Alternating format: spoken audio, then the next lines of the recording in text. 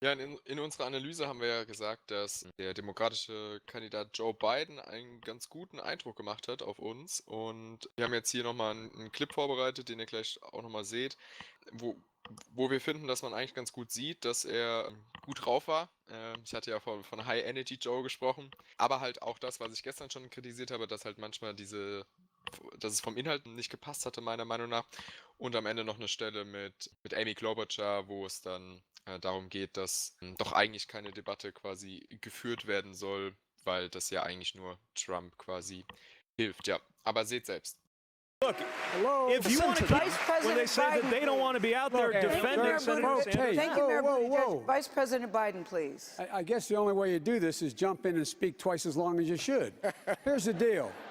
Here's the deal. Look, a guy is a friend of mine down here named Fritz Hollins. He passed away. He said, "You want to know what a man in a room will do? Look what they've done. Look what they've done." You talk about concerned about race. Well, my good friend on the end of this platform, he in fact bought a system that was a private prison system after he knew that, in fact, what happened was they hogtied young men in prison here in this state. They, in fact, made sure that in Georgia they did not have health care for the people who were being held. They, in fact, went on and he said, after he knew that, he bought it, and then he said he was proud of his accomplishment. You talk about what we're talking about with Bernie. Bernie, in fact, hasn't passed much of anything. The fact of the matter is... But I get to answer that.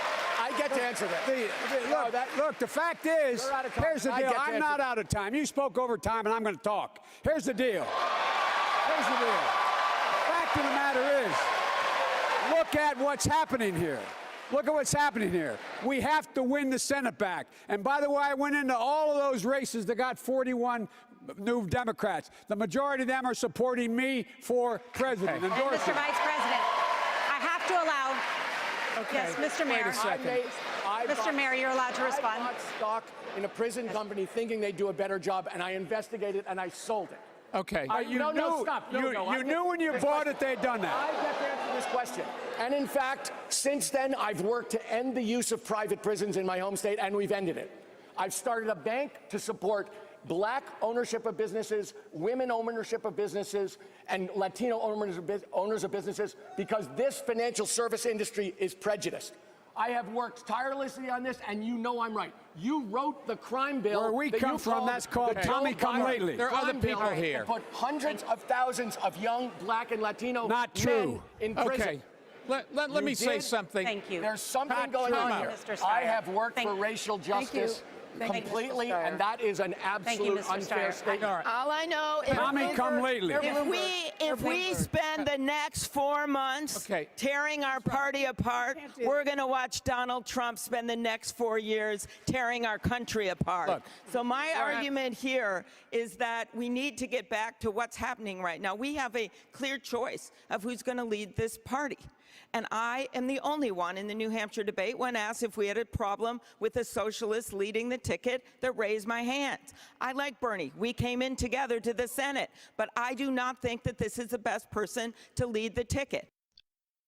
Also, wie ihr schon sehen konntet, ein ziemliches Durcheinander dann teilweise.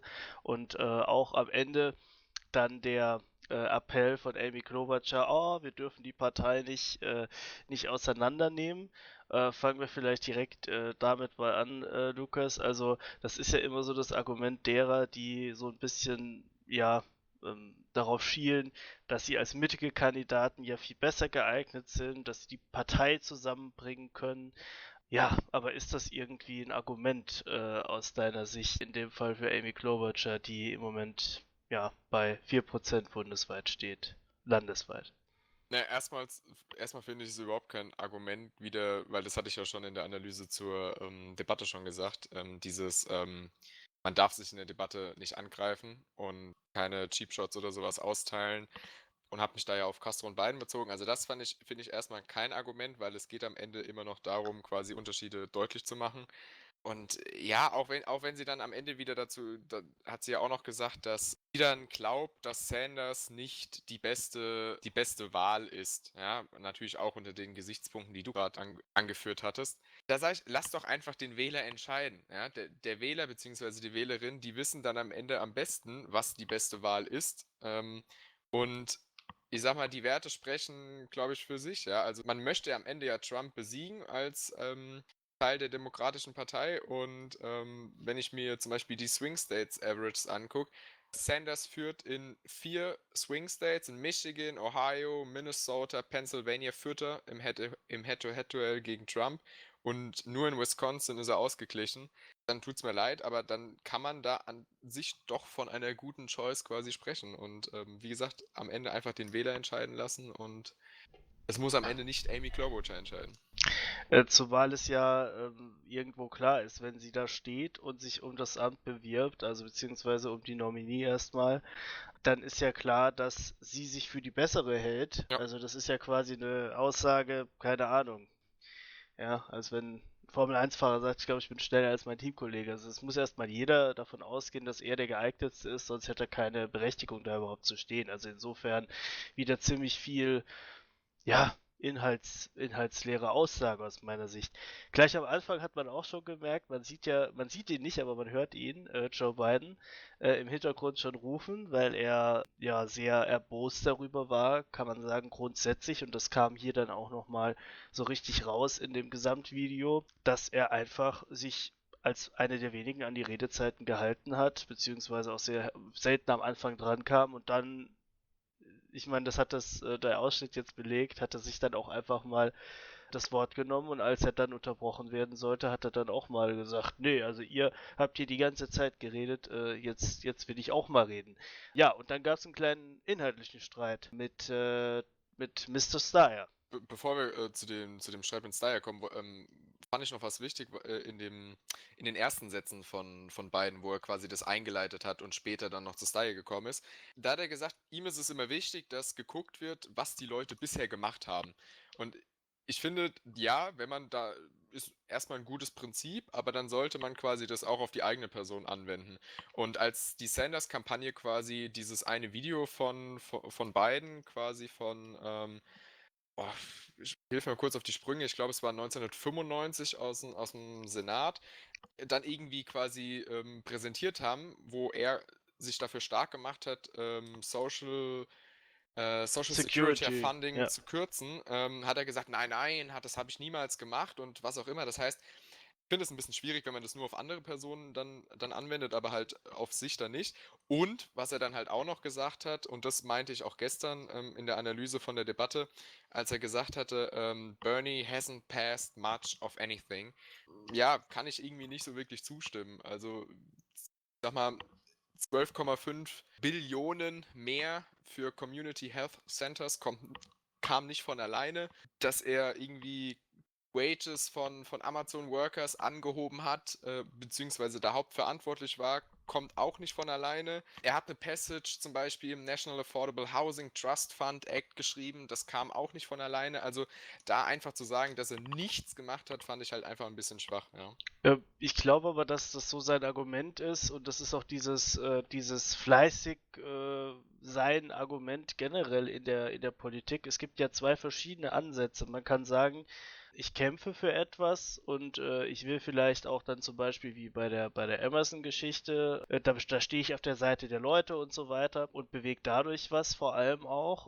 Oder so wie es ja auch vielleicht so ein bisschen vergleichbar ist, in der deutschen Politik ist jetzt die Frage, wenn jetzt zum Beispiel eine große Koalition viele Gesetze umsetzt, ja, ist das dann gut oder ist es eben vielleicht nicht so gut aus der Sicht von manchen Leuten, weil es nicht weit genug geht? Da ist dann die Frage, ist es jetzt wichtig, viele Gesetze umzusetzen oder ist es wichtig, vielleicht eher weniger Gesetze umzusetzen, aber die sind dann eben näher an der eigenen Parteiideologie und so weiter dran. Und das ist eben das, was er, glaube ich, unter einem guten und fleißigen Politiker versteht, Biden, dass man ganz viel durchbringt an dem, woran man beteiligt war. Aber die Sache bei Sanders ist halt auch, gerade die Sachen, die ich jetzt auch aufgezählt habe, für die setzt er sich ja jetzt auch noch weiter ein. Ja, Also ja, genau. man erkennt da halt ja auch eine Kontinuität, was man ja auch lobend quasi Sanders anerkennen muss, dass er seit dem Anfang quasi seiner, ich sag mal, politischen, in Anführungszeichen, Karriere, da halt immer für die gleichen Sachen eigentlich einsteht. Und das ist halt das Gute. Und in den Bereichen hat er halt auch schon viel auf den Weg gebracht, ja. Auf jeden Fall. Also wie gesagt, ich wollte jetzt nur ein bisschen erklären, wie Biden das wahrscheinlich Ja, meint und was er genau. für ein Verständnis eben hat von ja, von was man durchbringt und also da ist auch die Quantität ganz entscheidend, ja. Ja. Also Ja, und das ist vielleicht auch ein ganz guter Übergang mit dem Durchbringen, weil was Biden auf jeden Fall, weshalb wir auch den Ausschnitt jetzt gewählt hatten, durchgebracht hat, war seine Redezeit in dem Disput mit Steyer. Da ist, glaube ich, gar nicht so wirklich so der Inhalt das Wichtige gewesen, was uns jetzt bei der Debate-Performance von Biden jetzt wichtig war. Einfach nur, es war ja halt dieses I'm back, so von der Energie her, wie er in der Debatte war. Und ja, da hat er schon wirklich stark um seine Redezeit gekämpft und deutlich gemacht, nein, ich werde jetzt nicht meine Redezeit aufgeben, ihr wart schon alle drüber. Inhaltlich ging es dann am Ende darum, dass Steyer früher bei Private Prisons im Geschäft war und auch bei Coal Mining und dass er das quasi, er hat es dann auch verkauft, aber Bidens meiner Meinung nach halt einfach zu spät und hat dann halt noch diesen kleinen Joke so an Trump quasi angelehnt vom Repertoire her, wo er gesagt hat, da wo ich herkomme, dann nennt man das Tommy Come Lately. Das heißt halt eigentlich Johnny Come Lately, aber er hat es halt quasi auf Tom Steyer dann umgeändert von Tommy Come Lately. Das war halt dann auch nochmal gut, weil das gerade auch die Leute, die aus seiner Region kommen oder herkommen, dann halt auch verstehen und hat halt auch einfach nochmal seinen Standpunkt gestärkt im Vergleich zu Steyer, der da doch schon deutlich was einstecken musste, sage ich mal. auf jeden Fall. Und das zeigt auch nochmal, das hatten wir in der Debattenanalyse auch gesagt, es zeigt dieser Auftritt von Biden, dass er genau weiß, dass sich in South Carolina eigentlich entscheidet, ob er im Rennen bleiben kann. Weil wenn er das gewinnt, hat er, denke ich, nochmal tatsächlich wirklich nochmal so einen kleinen Boost für Super Tuesday und dann muss er eben schauen, wie es da läuft. Aber wenn er South Carolina nicht gewinnt, dann ist im Prinzip wirklich, also ich würde jetzt nicht sagen, alle Hoffnung verloren, man weiß es nie, aber dann ist er schon kurz vorm Ende Der seiner kann man aber, glaube Kampagne. ich, auch wirklich so sagen, weil, glaube ich, hatte vor ein paar Tagen gelesen, dass Biden ein Büro in ganz Kalifornien hat. Ja, Sanders zum Beispiel, die Sanders-Kampagne hat, glaube ich, 24 Büros. Also es war irgendwas im unteren 20er-Bereich. Das heißt, da siehst du, die ganze Biden-Kampagne hofft jetzt auf dieses Momentum, was sie aus South Carolina South quasi mitnehmen. Carolina. Ja. Ja. Und es ist ja auch, das Hauptproblem ist ja auch, das muss man vielleicht auch noch sagen, es ist ja nicht so, dass alle Leute sich am Super Tuesday erst entscheiden. In allen Super Tuesday Staaten, glaube ich, ist schon so eine Art Early Voting Ja. schon längst gestartet. Und das ist halt auch so nochmal so ein bisschen ein Problem, dass selbst wenn er South Carolina gewinnt, also er muss es gewinnen, und selbst wenn er es gewinnt, ist der Effekt eventuell gar nicht mal so der, den er sich da erhofft, weil schon so ein bisschen was von den Stimmen schon viel früher sich entschieden hat. Also ich glaube, das erklärt auch, warum er da nochmal alles reingelegt hat und ja, grundsätzlich kann man echt sagen, guter Auftritt von ihm.